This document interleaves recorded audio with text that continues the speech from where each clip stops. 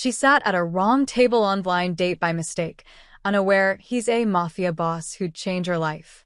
Emma's hands trembled as she adjusted her black dress for the 10th time in the mirror of her small apartment. 3 years. 3 long years since David had walked out, leaving behind nothing but empty promises and a shattered heart. Tonight was supposed to be different. Tonight was supposed to be her fresh start. "You can do this," she whispered to her reflection, applying one last coat of lip gloss. Her friend Sarah had been relentless about this blind date. "He's perfect for you, Em. A businessman, charming, successful. Just what you need to get back out there." The Italian restaurant, Bella Notte, glowed warmly against the evening darkness when Emma arrived. Golden light spilled from its windows onto the wet pavement, and the scent of garlic and fresh basil made her stomach flutter, though whether from hunger or nerves, she couldn't tell. She pushed through the heavy wooden doors, her heels clicking against the marble floor. The maitre d' was busy with another couple, so Emma scanned the dining room herself. Sarah had said her date would be in a corner booth, dark hair, probably wearing a black suit. There he was. In the furthest corner booth sat a man who commanded attention without trying. His dark hair was perfectly styled, and his black suit looked like it cost more than Emma's monthly rent. But it wasn't his expensive clothes that made her pause. It was the way he held himself. Like a king surveying his kingdom. Like danger wrapped in silk. He was nursing a glass of red wine, his dark eyes scanning the room with calculated precision. When those eyes briefly met hers, Emma felt a chill run down her spine. But Sarah's voice echoed in her head. "He's probably just nervous, too." Taking a deep breath, Emma walked over, her confidence wavering with each step. "Hi," she said, sliding into the booth across from him. "I'm Emma. Sorry I'm late. Traffic was insane." The man's eyebrows lifted slightly, and for a moment, something unreadable flashed across his features. Then, slowly, a smile spread across his lips. Not the warm, welcoming smile she'd expected from a nervous first date, but something more dangerous. More intrigued. "Emma," he repeated, his voice deep and smooth like aged whiskey. "How?" "Unexpected." She laughed nervously, tucking a strand of auburn hair behind her ear. "I know, right? Sarah probably told you I'm not great at this whole dating thing. I mean, it's been forever since I've done this. 3 years, actually. My ex really did a number on me, you know? Just packed up one day and left. Said he needed to find himself. Can you believe that? Who says that anymore?" The man's expression shifted, genuine amusement replacing the initial surprise. "People who don't know what they have." Emma blinked, caught off guard by the sincerity in his voice. "That's actually really sweet. Sarah didn't mention you were charming." "Sarah," he repeated thoughtfully, taking another sip of his wine. "Tell me about Sarah." "Oh, she's my best friend from college. Total matchmaker. She's been trying to set me up for months.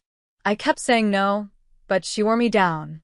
Said you two work together or something." Emma tilted her head. "You do remember Sarah Chun, right? Tiny, loud, works in marketing." Something flickered in the man's dark eyes, but he simply nodded. "Of course." The waiter appeared, and Emma ordered a glass of the house red. As she settled back into the booth, she found herself studying her date more closely. There was something almost hypnotic about the way he moved, controlled, deliberate, like every gesture had been carefully calculated. "I have to say," Emma continued, her nerves making her chatty, "this place is gorgeous. Very atmospheric. Do you come here often?" "You could say I'm a regular." His lips curved into what might have been a smirk. "The owner and I have an understanding." "That's nice. I love supporting local businesses. There's this little cafe near my apartment that makes the most amazing blueberry scones. I go there every Sunday morning with my book and just exist, you know? It's peaceful." She paused, realizing she was rambling. "Sorry, I'm talking too much. I always do that when I'm nervous." "Don't apologize," he said, and there was something almost gentle in his tone. "It's been a long time since someone spoke to me so freely." Emma frowned. "What do you mean?" Before he could answer, her wine arrived. She took a grateful sip, feeling the alcohol warm her chest and ease her nerves slightly. "So," she said, leaning forward slightly, "Sarah was pretty vague about what you do. She just said business." "What kind of business?" The man was quiet for a moment, swirling his wine in its glass. "Import and export," he said finally. "I deal with people who want things delivered discreetly." "Oh, like high-end goods? Art, maybe?" "That sounds fascinating." Emma's eyes lit up. "I work at the library downtown. Not nearly as exciting, but I love it. There's something magical about being surrounded by all those stories, all that knowledge." A librarian, he seemed to consider this. "I imagine you meet all kinds of people. You'd be surprised. We get everyone from professors to homeless folks just looking for somewhere warm to spend the day. I try to help them all. Sometimes people just need someone to see them, you know? To treat them like they matter." The man went very still, his wine glass frozen halfway to his lips. "Like they matter," he repeated softly. "Everyone matters," Emma said simply. "I mean, I know that sounds naive, but I really believe it. Even the scary-looking guys who come in sometimes, the ones with the tattoos and the attitude, most of them just want to be treated with basic human decency." A strange expression crossed the man's face. "And how do you treat the scary ones?" Emma shrugged. "The same as everyone else. With respect. With kindness. I figure we're all just trying to get through life the best we can, right?" For several long moments, he simply stared at her. Then, unexpectedly, he laughed. It was a rich, genuine sound that transformed his entire face. "What?" Emma asked, but she was smiling too. His laugh was contagious. "Nothing," he said, shaking his head. "You're just not what I expected." "Good surprise or bad surprise?" "The best kind." Emma felt a flutter in her chest that had nothing to do with the wine. There was something magnetic about this man, something that drew her, and despite the warning bells that occasionally chimed in the back of her mind. The way other diners glanced at their table with a mixture of curiosity and what looked like fear. The way the waitstaff seemed to give their booth a wide berth. The way he seemed to notice everything while appearing completely relaxed. But then he'd smile at something she said, or ask her a question with genuine interest, and those warning bells would fade to whispers. "Can I ask you something?" Emma said, finishing her wine. "Anything." "Why did you agree to this? The blind date, I mean. You don't seem like the type who needs help meeting women." Again, that unreadable expression crossed his features. "Maybe I was tired of meeting the wrong kind of woman." "What's the wrong kind?" "The kind who wants something from me. Money, status, protection." He paused. "The kind who are afraid of me." Emma laughed. "Afraid of you? Why would anyone be afraid of you? You're a businessman, not a serial killer." The words hung in the air between them, and for just a moment, Emma could have sworn she saw something dark flicker across his face. But then he was smiling again, and she decided she'd imagined it. "No," he said quietly. "Not a serial killer." Before Emma could ask what he meant by that, a man in an expensive suit approached their table. He was tall and broad-shouldered, with a scar running from his left ear to his jaw. Emma noticed he walked with the careful gait of someone expecting trouble. "Boss," the man said in a low voice, leaning down to whisper something in her date's ear. Emma's blood ran cold. "Boss." Her date's expression hardened instantly, all traces of warmth vanishing. He nodded curtly to the scarred man, then turned back to Emma. But he was different now, distant, calculating. The transformation was so complete it was like watching someone put on a mask. "I'm sorry," he said, his voice once again smooth and controlled. "Something's come up. Business." "Of course," Emma managed, though her mind was racing. "Boss." Why would someone call him boss? And why did that man look like he'd been in a fight with a meat grinder? He stood, reaching into his jacket. Emma tensed, an instinctive reaction that surprised her. But he only pulled out a sleek black wallet, placing several $100 bills on the table. "For dinner," he said. "And the wine." Emma stared at the money. It was more than she made in a week. "That's way too much. Consider it an investment in an unexpected evening." He started to walk away, then stopped and turned back. For just a moment, the mask slipped, and she saw something almost vulnerable in his eyes. "Emma," he said, "what you said about everyone mattering, about treating people with kindness. Yeah, don't ever change." And then he was gone, moving through the restaurant with a scarred man and two others who seemed to materialize from nowhere. Emma watched through the window as they climbed into a black sedan with tinted windows. She sat alone for several minutes, staring at the money on the table and trying to make sense of what had just happened. Her phone buzzed. A text from Sarah. "How's the date going? Is Kevin as sweet as I said?" Emma stared at the message. "Kevin?" Her hands shaking, she typed back. "What does Kevin look like?" "Blonde, about 5 feet 8 inches, probably wearing his lucky blue tie." "Why?" Emma's heart hammered against her ribs. Blonde. Her date had been dark-haired, at least 6 feet tall, and definitely not wearing a blue tie. Ain't "Everything okay?" Another text came through before Emma could respond, this one from an unknown number. "The man in the corner booth isn't your date. He left 20 minutes ago. Management." Emma's phone slipped from nerveless fingers, clattering onto the table. She looked around the restaurant with new eyes, noticing things she'd missed before. The way the other diners kept glancing at the corner booth. The deference in the waitstaff's manner. The fact that no one had approached them all evening except for that scary-looking man. And the money. God, the money. Who carried that much cash? "Miss." The waiter appeared at her elbow. "Is everything all right?" "The man I was with," Emma said slowly. "What's his name?" The waiter's face went carefully blank. "I'm afraid I can't." "Please," Emma's voice cracked.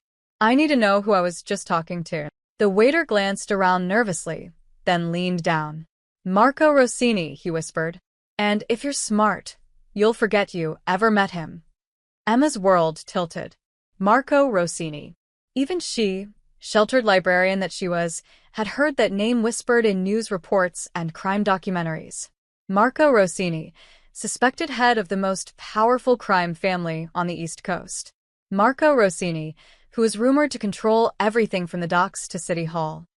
Marco Rossini, who had just spent the last hour listening to her ramble about blueberry scones and treating people with kindness. Marco Rossini, who had looked at her like she was something precious and rare. Marco Rossini, who was absolutely, undoubtedly, the most dangerous man she could have possibly met. And the worst part? The absolutely terrifying, heart-stopping worst part.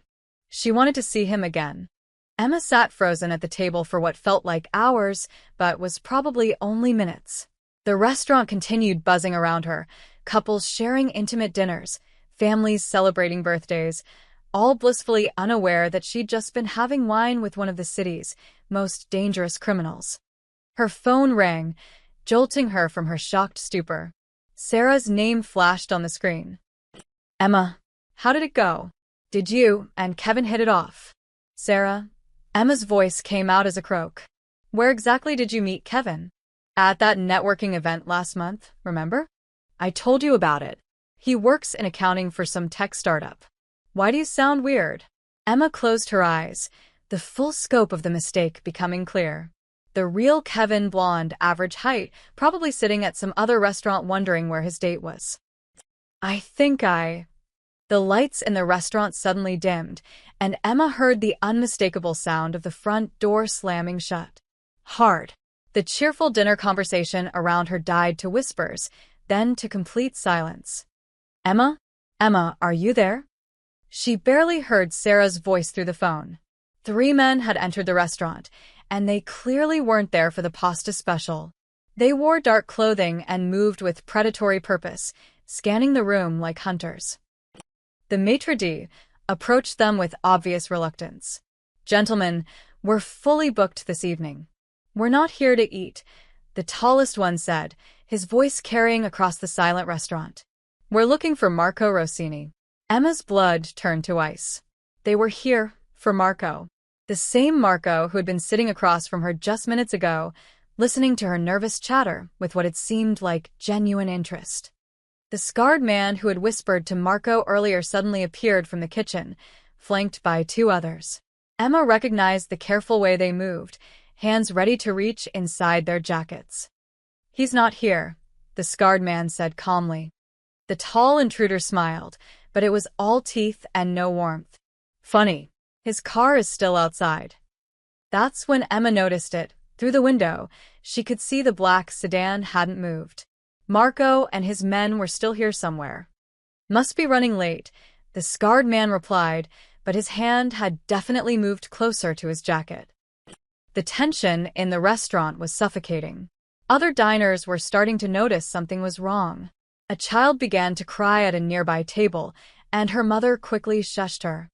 Emma's hands were shaking so badly she nearly dropped her phone. Sarah was still talking, but the words sounded like they were coming from underwater. This was really happening. This was actually happening. The tall man stepped deeper into the restaurant, his eyes sweeping every booth, every corner. When his gaze landed on Emma, still sitting at the corner table with $100 bills scattered in front of her, his expression changed. "Well, well," he said, starting toward her. "What do we have here?" Emma's fight-or-flight response kicked in, but her legs felt like jelly. She tried to stand, but her knees buckled. The man was getting closer, his companions spreading out to flank her. "You were sitting with Rossini, weren't you, sweetheart?" Before Emma could answer, before she could even think of what to say, the world exploded. The first gunshot shattered the front window, sending glass cascading across the marble floor like deadly rain. Screams erupted throughout the restaurant as diners dove under tables. The lights went out, plunging everything into chaos.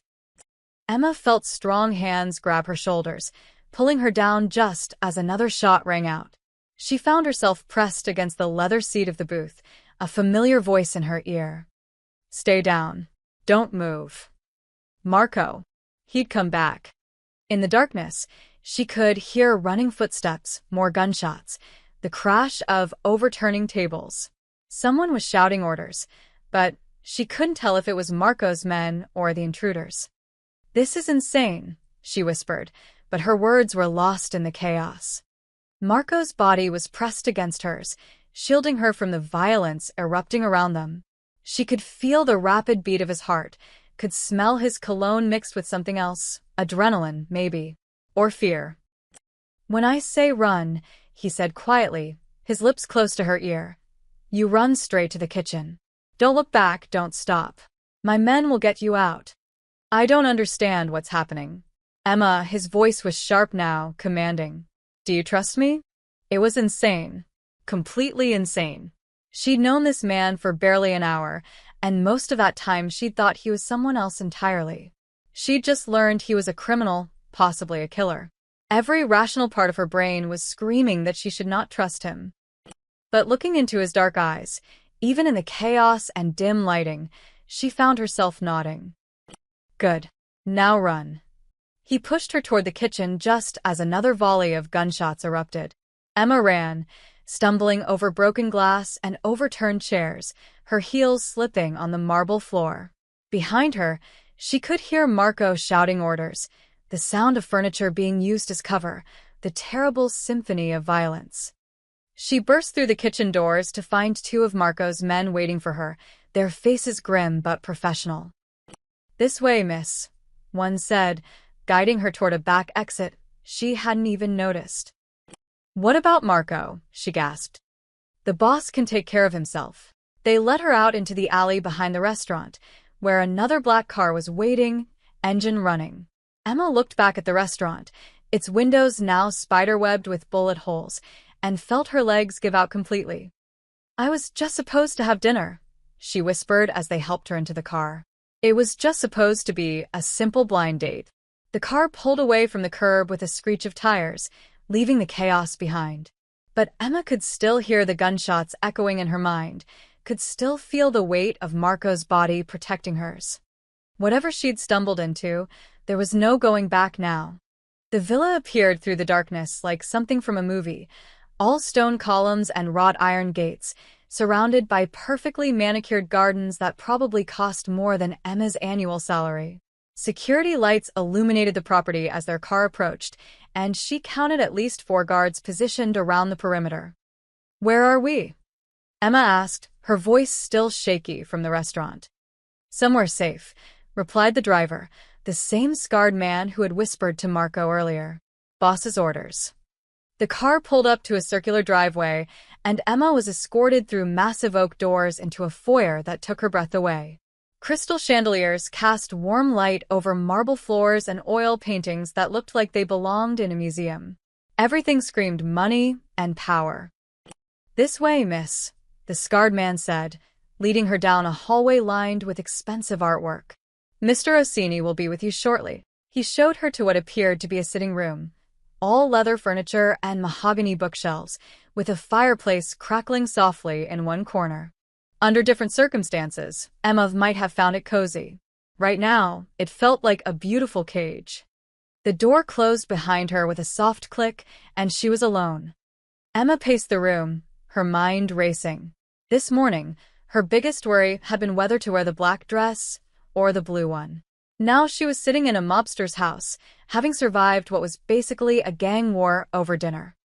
The door opened, and Marco entered, still wearing his expensive suit but now slightly rumpled. There was a small cut on his cheek that hadn't been there before, and his knuckles were scraped. "Are you hurt?" he asked immediately, crossing to her. "Am I hurt?" Emma's voice pitched higher. "You're asking if I'm hurt? You have blood on your face." Marco touched his cheek absently. "It's nothing. The situation is under control now." "Under control?" Emma stared at him. "People were shooting at us. At a restaurant. With families and children. Which is why you're here," Marco said calmly. "Until we know how far Victor's people are willing to go." "Victor?" "The man who interrupted our dinner. He leads a rival family. They've been testing boundaries lately." Emma sank onto the leather couch, the weight of everything finally hitting her. "This is insane. This whole night is completely insane. I was supposed to meet Kevin. Boring, safe Kevin from accounting, and instead I end up having dinner with," she gestured helplessly at him. "With me," Marco finished.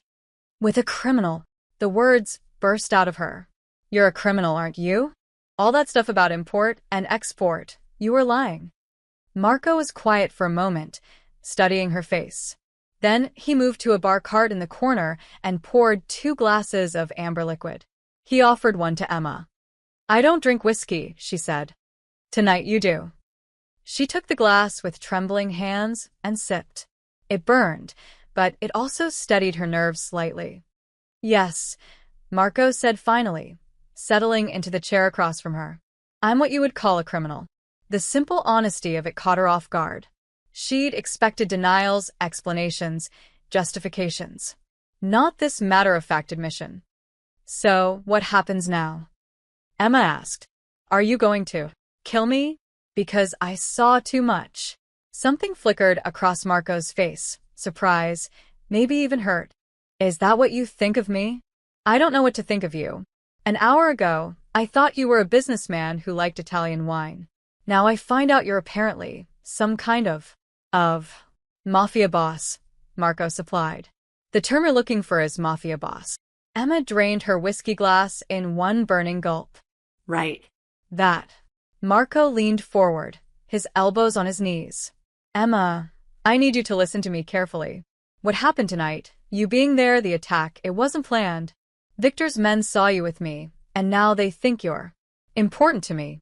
But I'm not," Emma said quickly. "I mean, we just met. By mistake. I was supposed to be with someone else entirely. I know that. You know that. But Victor doesn't know that." The implications hit her like a cold wave. "So, I'm in danger." "Yes." "Because of a mistake." "Yes." Emma stood abruptly, the whiskey making her bold. "Then I'll just go home. I'll explain to this Victor person that it was all a misunderstanding. I'll tell him I don't even know you." "Emma?" "No, this is crazy. I have a life, Marco. I have a job, an apartment, a cat, who probably thinks I'm dead by now.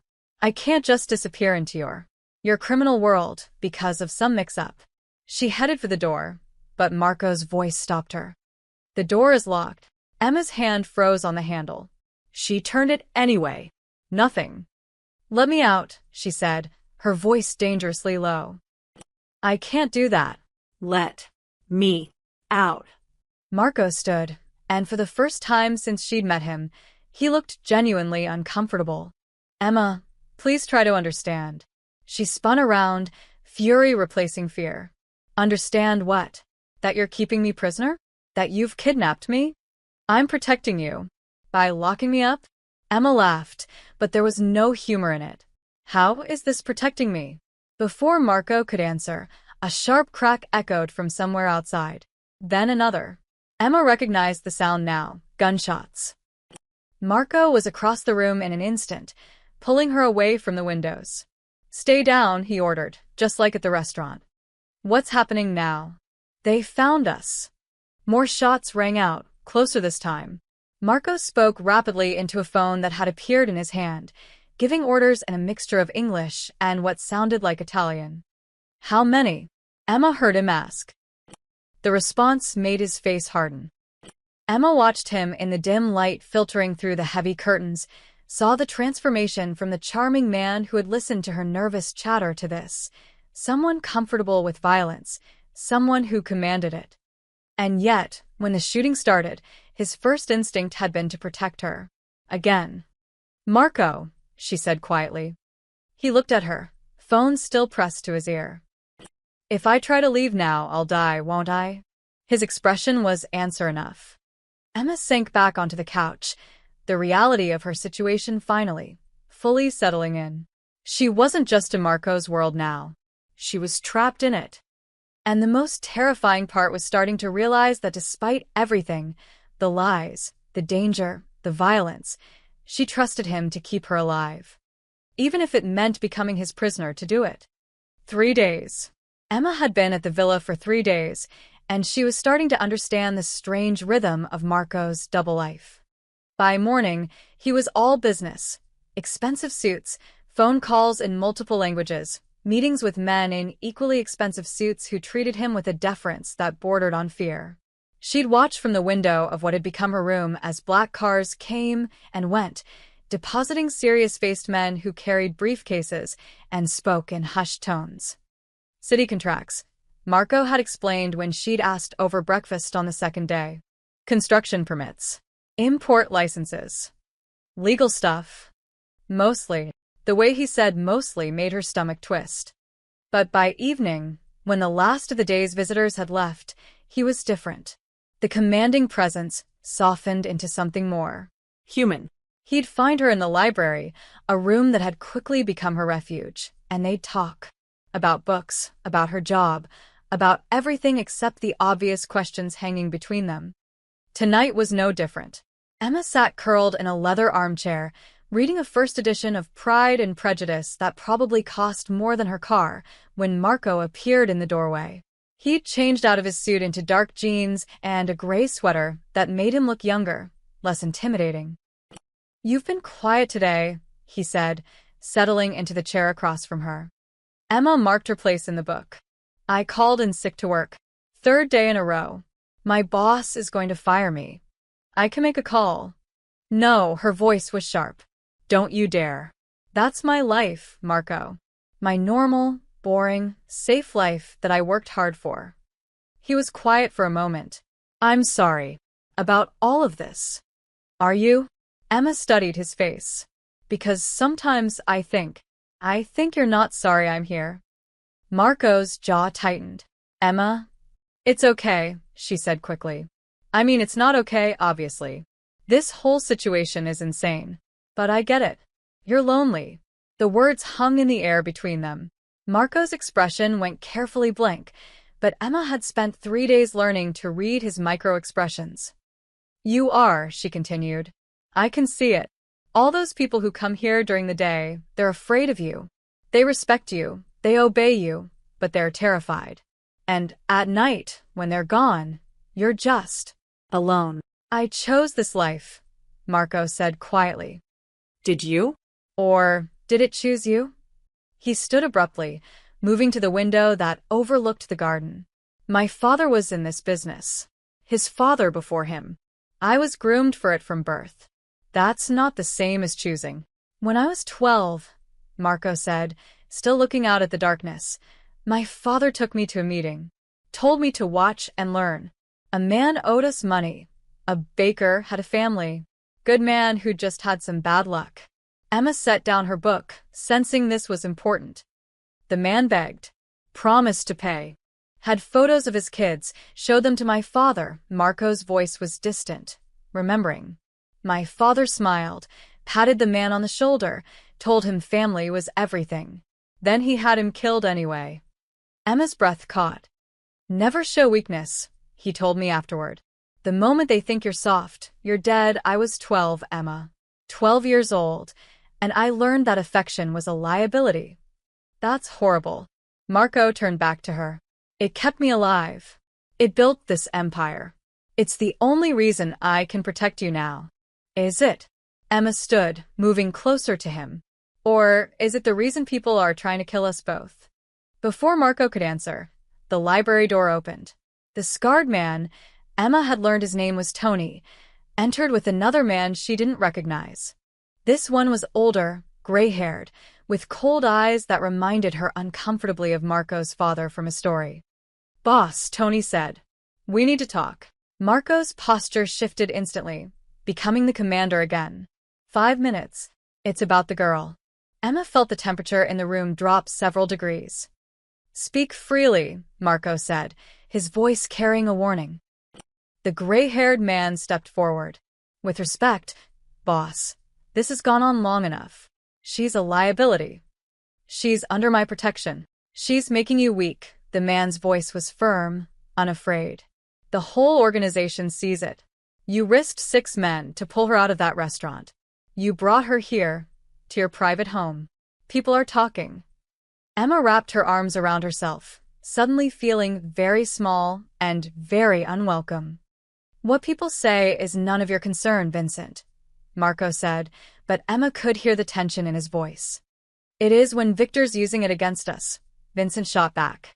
Word on the street is that Marco Rossini has gone soft over some librarian. That all they need to do is threaten her to bring you to your knees. That's enough. Is it? Vincent's cold eyes flicked to Emma, then back to Marco. When's the last time you handled business personally? When's the last time you made an example of someone? Ever since she arrived. I said enough. Marco's voice carried such menace that even Vincent stepped back. But Emma could see something in the older man's eyes, disappointment, maybe even pity. You're not your father, Vincent said quietly. But maybe that's not such a good thing. After Vincent and Tony left, the library fell into heavy silence. Marco stood frozen by the window, his hands clenched into fists at his sides. He's right, isn't he? Emma said finally. Emma, I'm making you weak. My being here is putting you in danger. Marco spun around, his eyes blazing. You think I care about that? You should care about that. This is your life, your world. I'm just some random woman who sat at the wrong table. You're not random. The words came out fierce, desperate. You're the first person in 20 years who's looked at me and seen something other than a monster. Emma's heart clenched. Marco, you treat me like I'm human, Emma. Like I matter for reasons that have nothing to do with fear or money or power.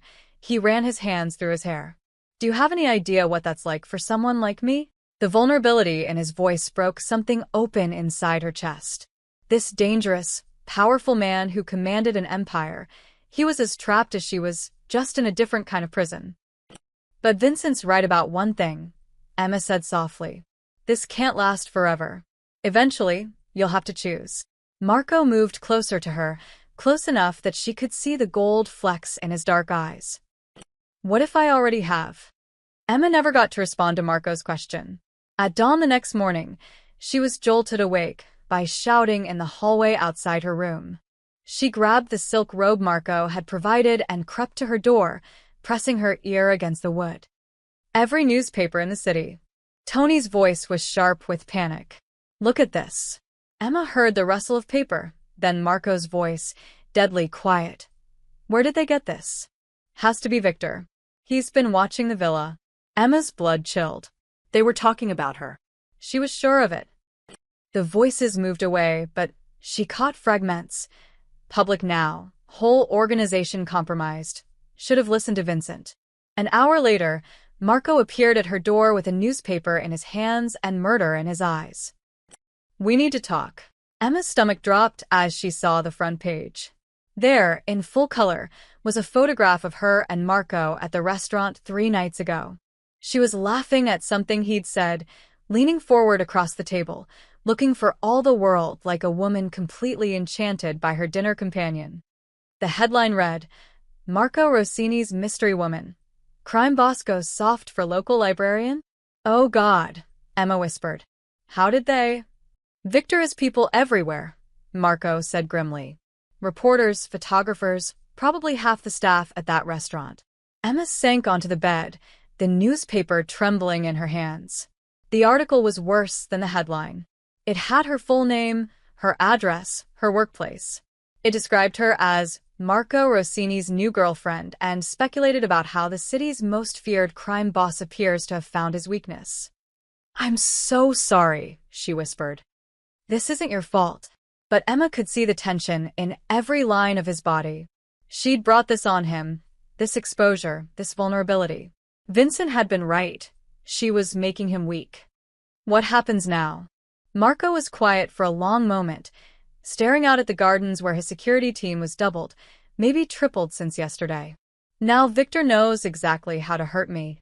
Emma spent the day trying to read, trying to distract herself, but every sound made her jump. Marco was gone most of the day, dealing with what she assumed was damage control. When he returned that evening, he looked exhausted. "We're moving you tomorrow," he said without preamble. "Somewhere more secure." "For how long?" "I don't know." The defeat in his voice scared her more than any of Victor's threats. This was a man who controlled an empire, who commanded absolute loyalty, who had never backed down from a fight. And now he looked broken. "Marco, I should have let you leave that first night," he said. "Should have put you in a car and sent you home with instructions to forget you ever met me. But you didn't." "Because I'm selfish," his laugh was bitter. Vincent was right. "I am weak." Emma stood, crossing to where he sat slumped in the chair by the window. Without thinking, she reached out and touched his face, turning his head to look at her. "You're not weak," she said firmly. "You're human." Before either of them could say more, Tony burst through the door, without knocking. "Boss, we have a problem." Marco was on his feet instantly. "What is it?" "They took her." Emma felt the world tilt. "Took who?" Tony's face was grim. "Your friend." Sarah. "Victor's people grabbed her an hour ago." The newspaper fell from Emma's numb fingers. No. No, no, no. "Sarah has nothing to do with this." "They left this." Tony handed Marco a single sheet of paper. Marco read it, his face going stone cold. Then he crumpled it in his fist. "What does it say?" Emma demanded. "It's an address. A warehouse on the docks." Marco's voice was flat, emotionless. "Victor wants to meet. Alone." "It's a trap," Tony said immediately. "Of course it's a trap." Emma grabbed Marco's arm. "You can't go. He'll kill you." "If I don't go, he'll kill Sarah. And probably you next." The cold calculation in his voice sent chills down her spine. This was the Marco his enemies knew, the one who weighed lives like chess pieces. "There has to be another way," Emma said desperately. Marco looked at her, and for a moment, his mask slipped. She saw the man who had listened to her ramble about blueberry scones, who had protected her when the shooting started, who had chosen her over his empire's approval. There is no other way, Emma. This is what my world looks like. Over the next 2 hours, Emma watched Marco transform. The gentle man who had shared his loneliness with her disappeared, replaced by someone cold and efficient. He met with his lieutenants, planned contingencies, distributed weapons. 20 men, Vincent was saying. Full tactical gear. "We can surround the warehouse." "No," Marco's voice brooked no argument. He said alone. "The moment Victor sees backup, Sarah dies." "Then you die," Vincent shot back. "Is one civilian worth your life? Worth this entire organization?" Marco's eyes flicked to Emma, who was listening from the doorway. "Yes." Vincent followed his gaze, and Emma saw understanding dawn in his cold eyes. This isn't just about the friend, is it? You're doing this for her. Marco didn't deny it. You're going to destroy everything your father built, Vincent said quietly. Everything we've all sacrificed for. Then so be it. Emma's heart clenched. He was going to die because of her. Because she'd sat at the wrong table, because she'd made him care about her, because she'd brought her normal world crashing into his dangerous one. As Marco prepared to leave, checking his weapon, giving final instructions to his men, Emma made a decision that surprised even her. Take me with you. Marco spun around. Absolutely not. Victor wants to hurt me to get to you, right? So, let's give him what he wants. Let's go together. Emma, you don't understand what you're suggesting. I understand perfectly, she lifted her chin, channeling a courage she didn't know she possessed. I understand that my best friend is going to die because of me. I understand that you're going to get yourself killed trying to save her. And I understand that I'd rather die fighting than live knowing I let both of you sacrifice yourselves for my mistakes. Marco stared at her for a long moment. Then, despite everything, he smiled. You realize you're completely insane? I learned from the best. As they prepared to walk into Victor's trap together, Emma realized something that should have terrified her, but somehow didn't. She would rather die at Marco's side than live safely without him. The librarian who had sat at the wrong table was gone. In her place was a woman ready to fight for the dangerous man who had become her whole world. The warehouse stank of salt water and rust, its broken windows letting in slivers of moonlight that cut through the darkness like knife blades.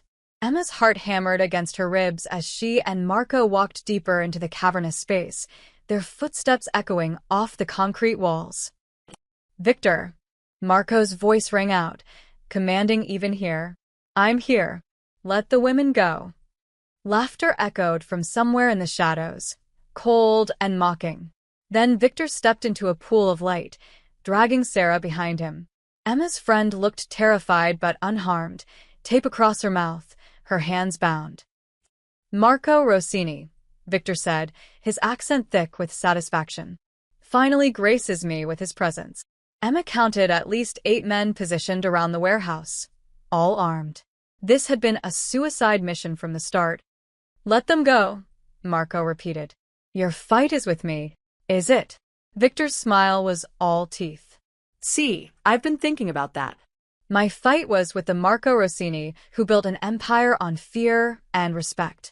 But that Marco died the moment he let a librarian make him soft. Victor shoved Sarah forward, and she stumbled to her knees. Emma started toward her friend, but Marco's hand caught her wrist. Easy, he murmured. How touching, Victor continued. The great Marco Rossini, reduced to playing bodyguard for civilians. Do you know what my people are calling you now? The love-struck dawn has a nice ring to it, don't you think? Enough games, Marco said. What do you want? What I've always wanted. Your territory. Your connections. Your empire. Victor pulled out a gun, pressing it to Sarah's temple. But first, I want to see you choose. Your power. Or your women. Emma felt Marco tense beside her. This was it, the moment Vincent had warned about. The moment when affection became a fatal weakness. Here's the deal, Victor continued. Walk away. Leave the city. Leave the business. Leave everything you've built.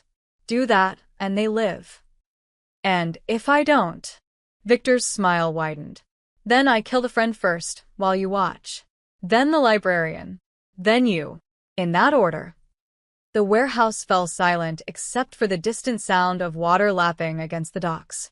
Emma could practically see Marco calculating odds, weighing options, falling back on 20 years of survival instincts. But she also saw something else in his eyes.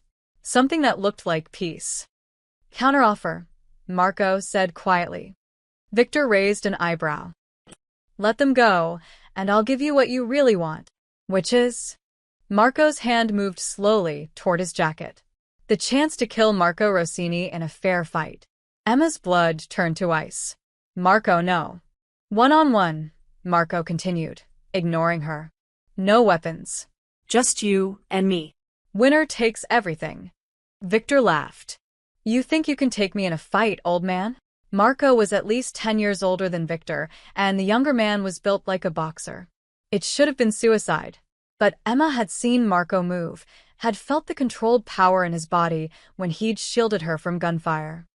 "There's only one way to find out," Marco said. Victor considered this, then nodded to his men.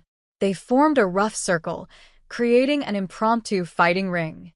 Sarah was pushed to the edge, still bound but momentarily forgotten.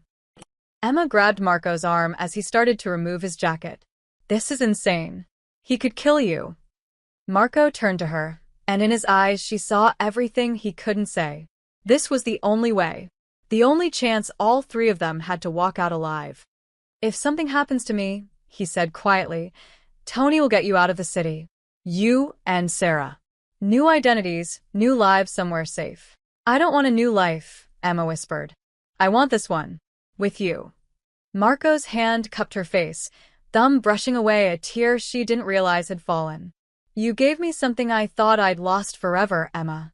You gave me back my humanity." Before she could respond, he kissed her. Not gentle, not hesitant, but fierce and desperate and full of everything they'd never had time to say. Then he stepped into the circle. The fight was brutal. Victor was younger, stronger, faster. But Marco fought like a man with nothing left to lose and everything to protect. They crashed into shipping containers, rolled across concrete, trading devastating blows that echoed through the warehouse. Emma watched in horror as Marco took hit after hit, his face bloodying, his movements slowing. Victor was winning, and they all knew it. "Stay down," Victor panted as Marco struggled to his feet once more. "It's over, old man." But Marco wiped blood from his mouth and smiled. "Not yet." That's when Emma heard it, the distant sound of sirens. Getting closer. Victor heard it too. His head snapped up, confusion replacing confidence. "What did you?" Marco's punch caught him square in the jaw, dropping him like a stone. "Insurance," Marco gasped, standing over Victor's unconscious form. "Called in an anonymous tip about gunfire at the docks." The warehouse exploded into chaos as Victor's men scattered, not willing to face police attention. In the confusion, Marco freed Sarah while Emma helped her friend to her feet. By the time the sirens were screaming outside, they were already gone.